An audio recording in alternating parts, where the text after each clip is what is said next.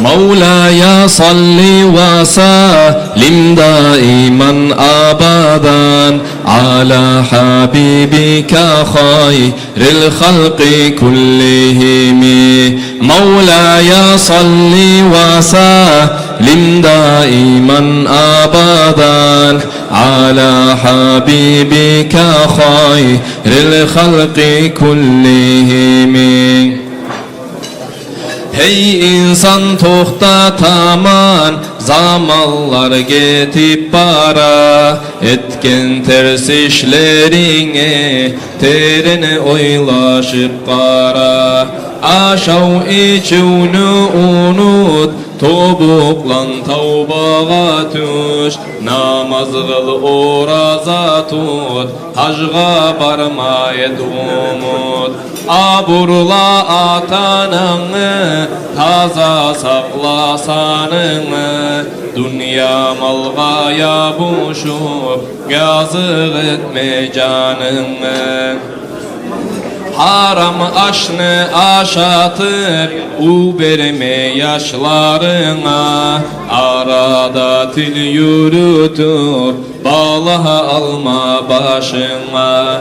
Konşularına bulgan, yakşı işini gülleme, Allah'ını derbişleri, sakat Allah'a kuleme. Kurt bulan kumursanı, göre turup taptama, kop kıynalı bostürgen, atananma haplama.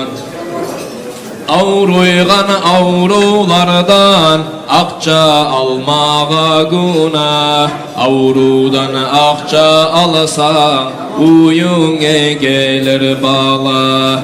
Başına yavluk bayla, abur et atalağa, yazıksın sakatlağa, kömegi yok karlağa.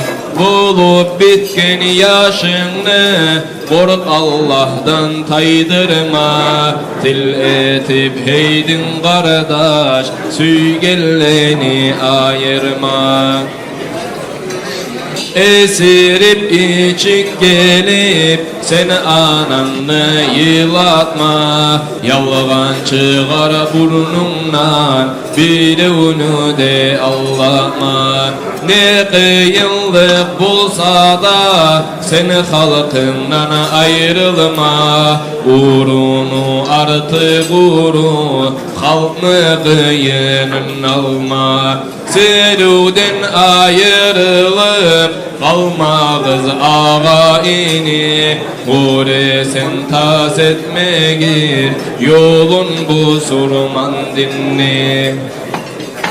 İmanın bulan orlen, kökleni batıcına, unutma ananla yes, cennetini atıcına. Saparga çıkağanna, eskerip çık Allah'ını, yürekte Allah bulan, görmeyeceksin balahını. Yer çıksın yağmur yağsın, gezirilik meçakta, pratentke akça günah, ne gere bere sen halka. Haramga uğrunca, avletlerine uylaş, harama avletten çıkar, onu unutma kurdaş. Yer çıksın yağmur yağsın, gezerilik meçakka, pratentke akça günah, ne gere bere sen halka.